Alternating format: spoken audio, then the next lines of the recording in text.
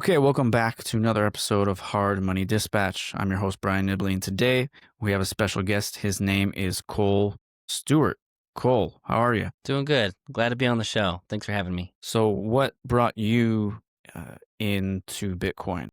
This is kind of this is not something you hear in Bitcoin demographically very often, but my sister and my dad brought me into it. And I think my dad is not a boomer, but Gen X. So kind of weird because I am the millennial male, and being brought in by my sister and my dad is kind of unusual just demographically. So they told me about it. I think actually my sister's husband, he was very into like Ethereum, and my dad started telling me about it, and it had never come across my radar. Even as a finance investing nerd, I was more of a boglehead or index fund guy, and yeah, it had never really come across my radar.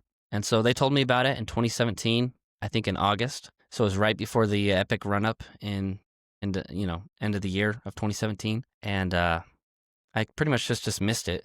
And I'm like, that's stupid. Warren Buffett doesn't like it, so I don't like it.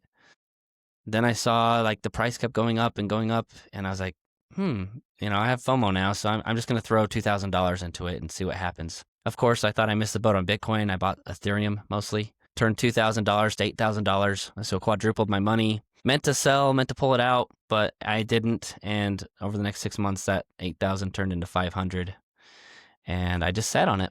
And then I didn't do anything until 2021. It finally kind of, Ethereum came back. I had bought 3. All of a sudden, I had $12,000 from my 500, and at that point, I was like, maybe there's something here. I should dive a little deeper. So that's kind of how I got started. Was like kind of normal through altcoins and FOMO and just trying to make a quick buck. Yeah, everybody has the sort of cycle that they go through from initial discovery to learning more and more. So what would you say now that you've gone through those initial first phases? What do you see as the most important thing besides number go up, which does matter, and we'll get into why it matters for quality of life and financial health a little later. But again, what would you say besides that is the most important thing to you? Yeah, I came for the money, and I stayed really for the freedom, because I saw some charts that just affected me. I was part of the FIRE movement, stands for Financial Independence, Retire Early, which had a moment in kind of the mainstream a couple of years ago. It's kind of since faded away. It's gotten a lot harder to do that, the FIRE movement. Traditionally, it's like stocks or real estate, and just with all of the massive inflation, it's a lot harder to do. And I've been chasing it for 10 years, since I got out of college, and I'm still not FIRE. I thought I would be, financially independent by now. And even with Bitcoin's help, I'm still not there. But yeah, I came for the freedom, really. And what I noticed is just that, I want to say it was Mitchell Askew, who works at Blockware, that shared the chart of the S&P 500 overlaid with the money supply, and also real estate with the money supply, and how tightly correlated that was. And I was just like, oh my gosh, it's all fake. It's completely fake. I feel like I'm getting ahead. Well, that's the thing, is I thought I was getting ahead. Mentally, I thought I was getting ahead. And then I realized mathematically, I'm just treading water, and I'm not getting ahead. And that was kind of devastating at the time. It completely changed my worldview. I kind of became of the opinion, like, index investing is anti-American. It's stupid, Yeah, it just doesn't make sense to me anymore. The stock market, knowing what I know now, just going back doesn't make sense. So I came for the money, I stayed for the freedom, and I still think Bitcoin will continue to go up and serve its purpose, serve what it was created for. Maybe beyond what it was created for, because really it was a peer-to-peer electronic cash system. I don't know if Satoshi actually envisioned what it would become as an inflation hedge, or some say not a hedge, as Parker Lewis says, but a solution. I don't know. Like, it does change how you see the world once you get underneath a few layers deep and realize just how the world works and how money works. Absolutely. I want to come back to that more soon. But you made a really interesting statement there saying that index investing is anti-American. Do you care to elaborate on that, why you think that's the case? I'm trying to think how I came to that conclusion a little bit, and the reasoning behind it, because I kind of forgot. But, it kind of doesn't make sense to just blindly pump money into companies. There's a lot of zombie companies out there, and they're in the index fund. Like Macy's. Am I bullish on Macy's? No. But if you buy the S&P 500 in your index fund, you're bullish on Macy's by default. Are you bullish on Western Union? No. I mean, even Tether has obsoleted them, and like Circle, USDC, USDT, these stable coins have completely obsoleted this. And then obviously Bitcoin too. But you're still pumping it. And It's anti-innovation, it's anti-American, and you just kind of keep the incumbents going and pumping them up artificially, and it stifles innovation, it stifles progress in a lot of ways. So that's kind of what I mean by index fund investing is anti-American. Yeah, I think it's hard to argue that. And at the same time, it feels like the safest, lowest risk option for people who don't know what they're doing. If they have some savings and want to grow it and are looking for like the lowest risk, the best risk to reward ratio thing, basically. And the way it's branded, of course, by Wall Street and pretty much any mainstream financial professional is, look, you're never going to beat the market if you try to select individual securities, and everybody, 90 something percent of people who do that always fail in the long run. So just buy our index fund and pay this however many basis points fee and you'll be good and safe. So it's a hard thing, a hard sort of juxtaposition there, because like a lot of that is true, but at the same time, it never used to be that way. I mean, index funds have only been around for what, 20, 30 years, something like that. Whereas before anyone who wanted to participate in the stock market, yeah, they had to choose companies. And even then, a lot of them would have chosen probably some of the big players anyway.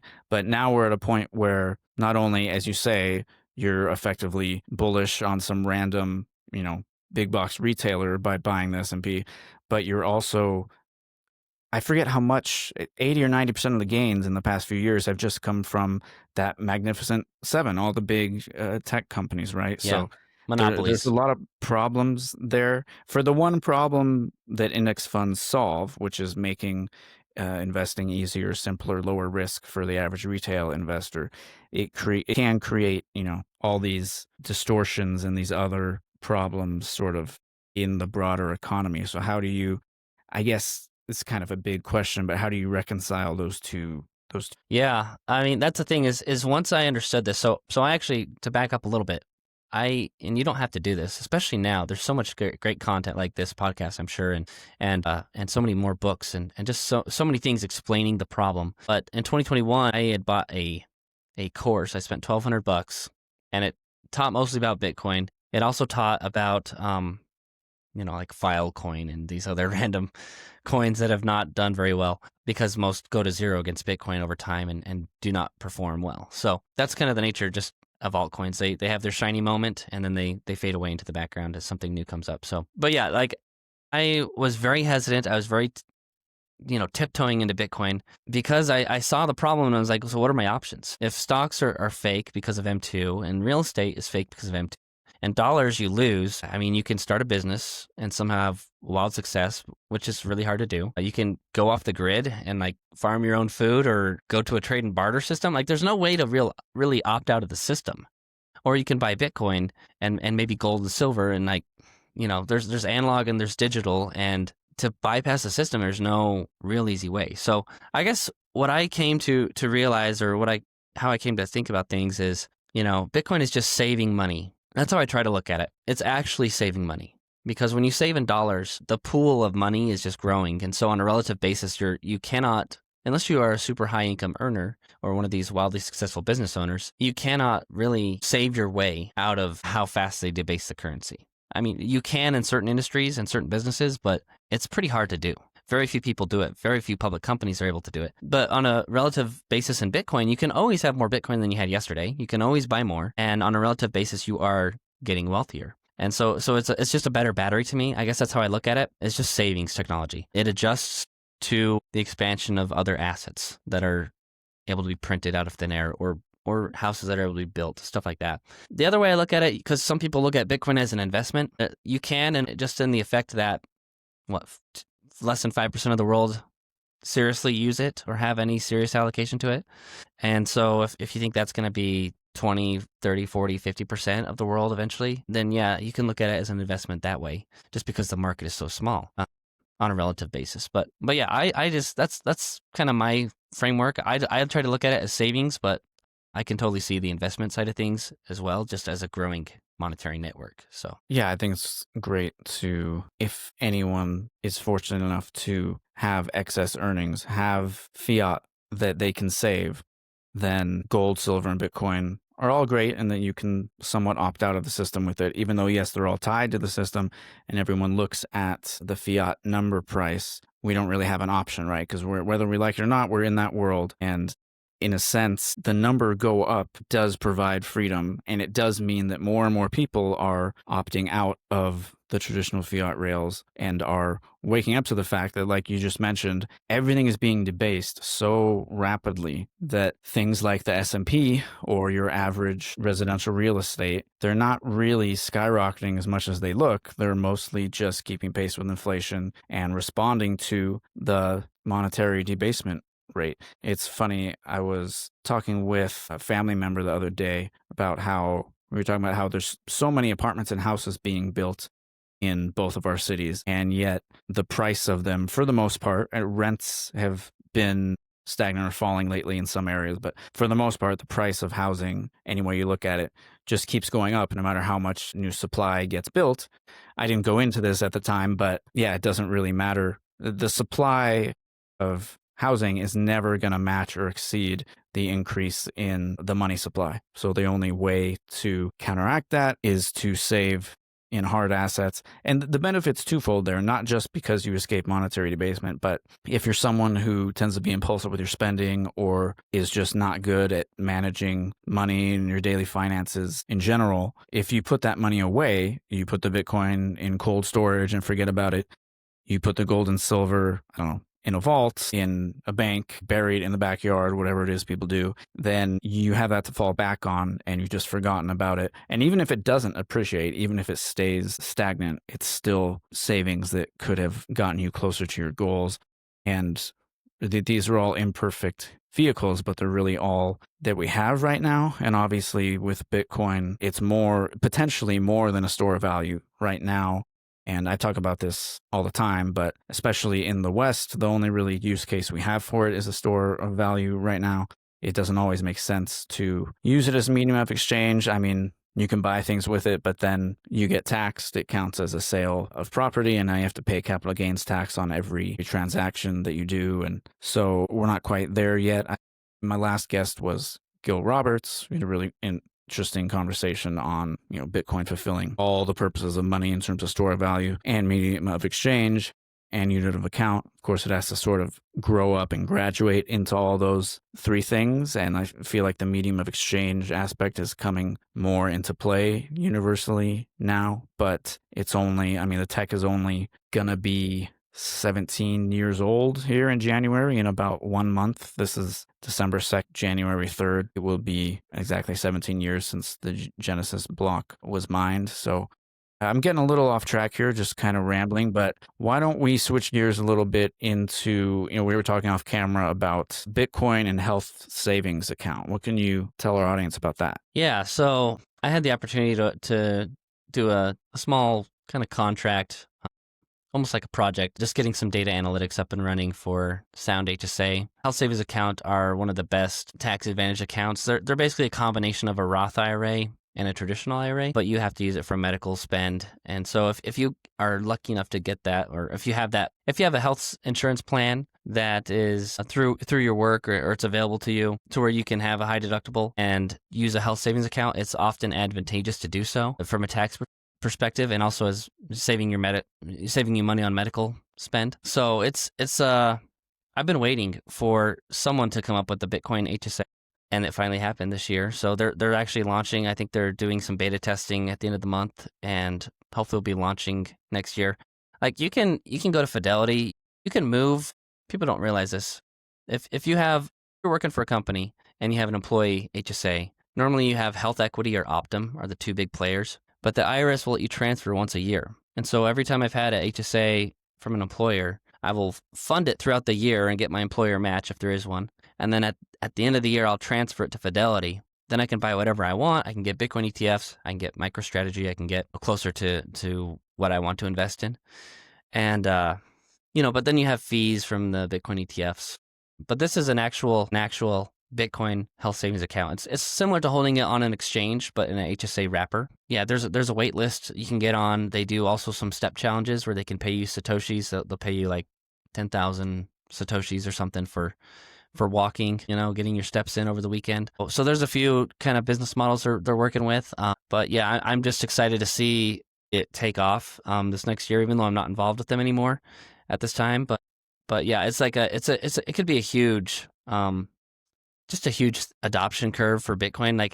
And employers have this problem too, because health insurance is super expensive on the employer side of things. Everyone's pushing you to get into a high deductible health plan because employers don't want to pay as much. And so they want to push it onto you. It's the same thing with why we left pensions for a case. It became so expensive for the companies that they wanted to push it onto the individual. And so I see the same thing happening with the medical accounts and the high deductible plans and kind of like catastrophic coverage. So it'll be interesting to see how Bitcoin taps into that market, because what if instead of, the cap adjusted growth rate of Bitcoin, I think the rolling 4 or 5 years right now is 38% versus S&P 500 is 10%. So if you could just sock that money away, try not to spend it all, on your medical expenses, you can reimburse yourself in, 50, 60 years. There's no statute of limitations. So that's the key to the HSA retirement is, man, if you could load that up, if you've got a family plan and load up $8,000 a year, pay your medical spend out of pocket and let Bitcoin do its thing for a couple decades, you could have a pretty fat retirement if adoption plays out how we think it's going to, and how the governments are going to print money and all that stuff. I'm pretty excited to see how this plays. So yeah, that's one interesting thing on the horizon for Bitcoin that I've been waiting for a long time to see. I guess a couple years at least. Wow, that's interesting. Yeah, we're kind of getting into different ways the store of value proposition makes sense beyond just holding on to the asset itself. Borrowing and lending gets a lot of attention. There's even some companies I've heard of letting people take out mortgages against their Bitcoin.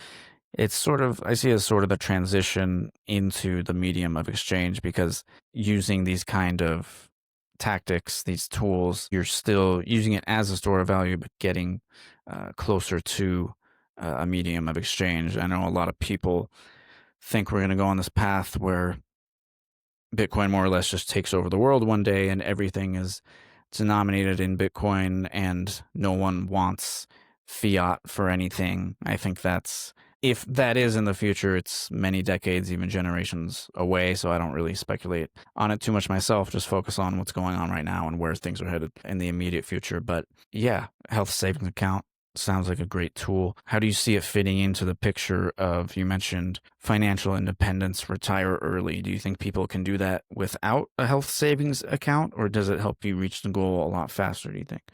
It can help you reach the goal a lot faster. And the key is to fund that account for several years and then let the asset appreciate over time. And then you just have to keep your medical spend. I think the average retiree is expected to spend a couple $100,000 on medical bills.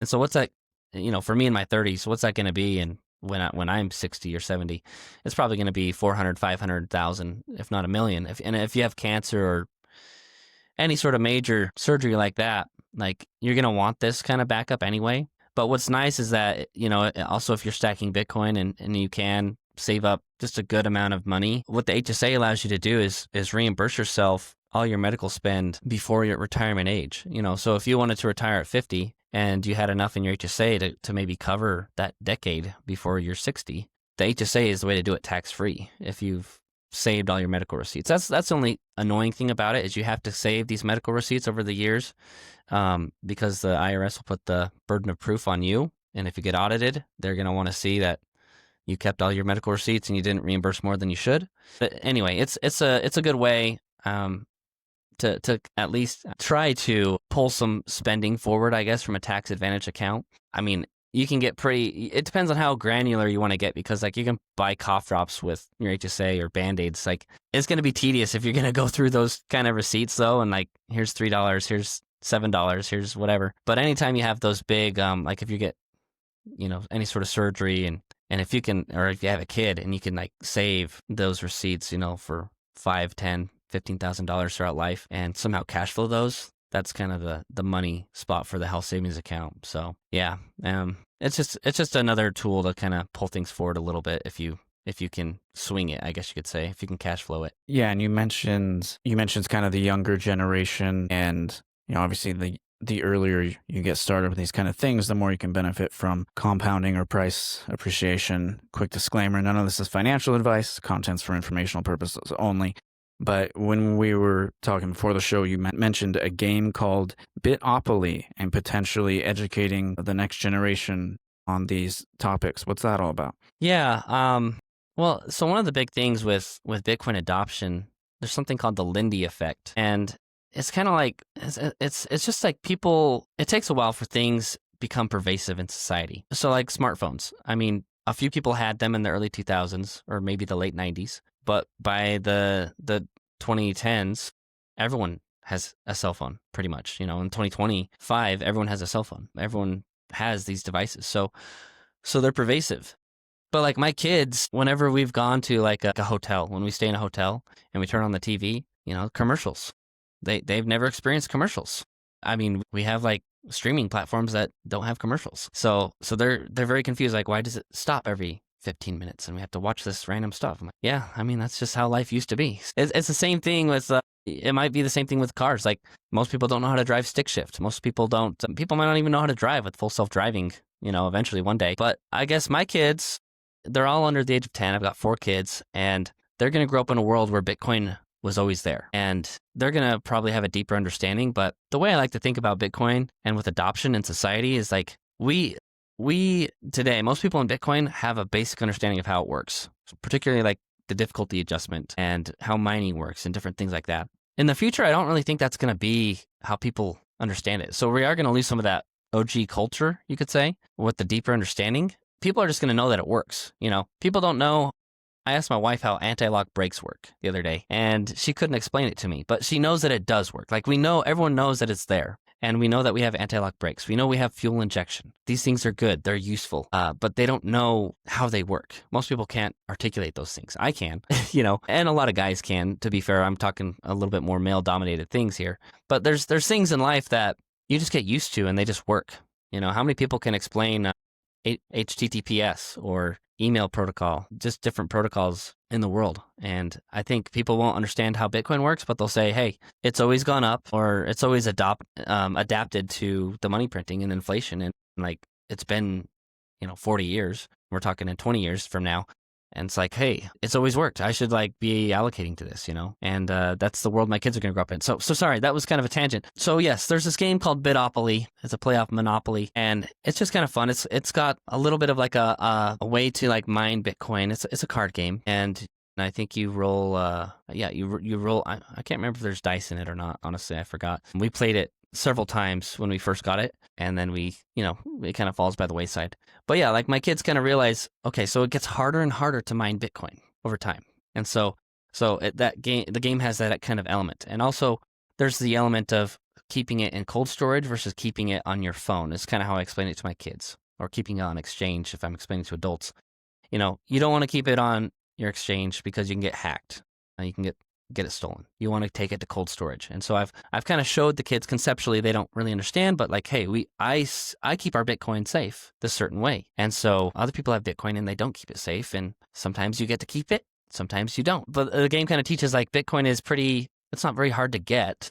It's not very hard to buy Bitcoin, but it can be hard to keep it if you don't secure it properly. So that's kind of what the game teaches. And then it also becomes harder and harder to get over time. So it at a very basic level, it teaches some simple Bitcoin mechanics with the difficulty adjustment, with the halving, stuff like that, and just securing it properly. So it's fun. My kids, my 2 oldest are 9 and 7, and they have a very rudimentary understanding of it, and they're starting to kind of understand these concepts, which I think is really cool for them. Yeah, that's very cool. Made me think of, you were mentioning different online protocols and, TCP, IP. I can't tell you much about that, but I know it's there and it works. So I guess that could easily be how Bitcoin is to future generations. And of course, all that information will always be out there, and anyone who's really interested will be able to research it, probably in even easier ways than we can now that we can't imagine. Yeah. And it probably won't matter as much at that point either, because the infrastructure will be built out, things will be safer,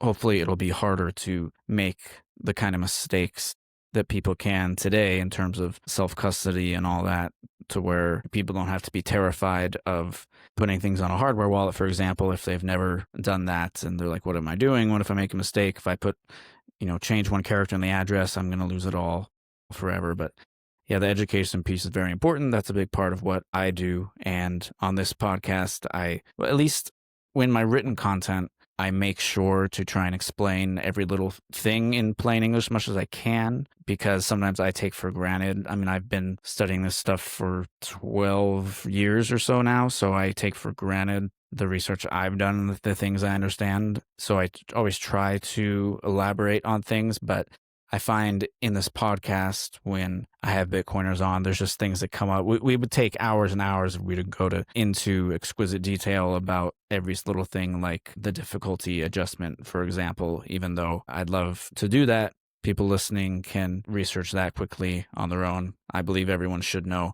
I mean, if you are going to be involved in Bitcoin in any significant way, it's my belief that at this point in time, at least, you should know as much of the basics as possible. And again, that's part of what I try to do here, is get people familiar with some of those concepts. But yeah, I noticing our time and that we're running low on it right now. Before we wrap up, is there anything else you'd like to mention, Cole? Yeah, I mean, I guess for me as a parent, what I try to focus on the most is, I want my kids to have a house one day.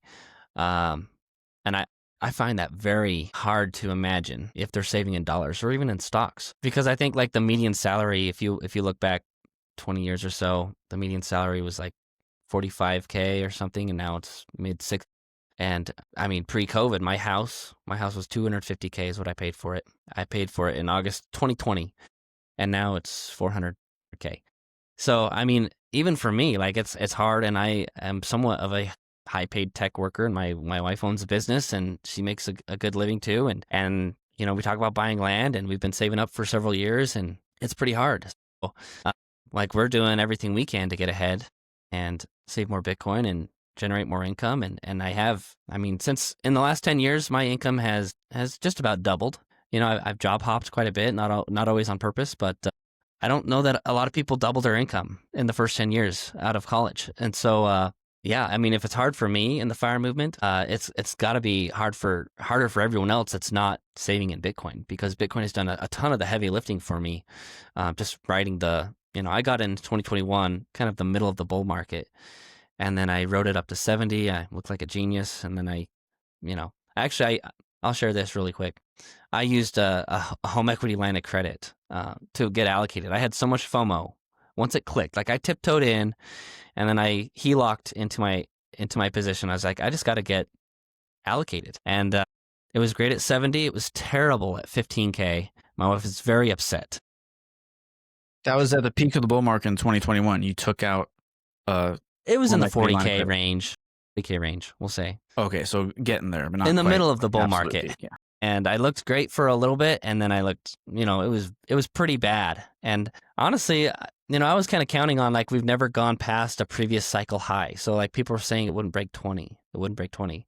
We broke 20. I was like, oh my gosh, I'm going to be in a whole lot of trouble, with my wife. And obviously it's come back. Some of that cyclical nature has remained, although it seems like it's drifting from that. But yeah, I mean, it takes a while to build that conviction. It takes a while, but I really don't think, I think that's going to smooth out institutionally. It probably has to. There's more structured bidding on the asset. But yeah, I think my kids are going to have to save in Bitcoin. And I try to, we have little 3D printed business they do. We accept Bitcoin. No one has ever paid in Bitcoin, but they even know enough to show a QR code and take a Bitcoin payment. I guess that's kind of where I'm at with things. Is it's just hope for my kids.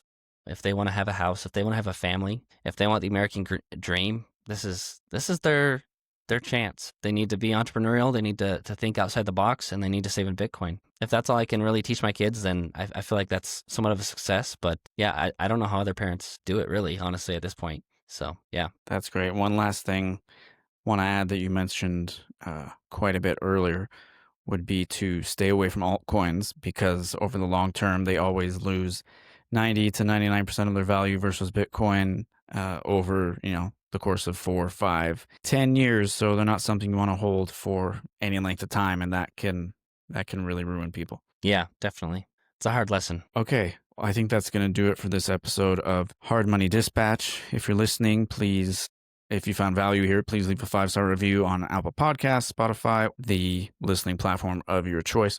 Check out the Brian Nibley YouTube channel and subscribe to the Hard Money Dispatch newsletter on Beehive. And we'll see you next time.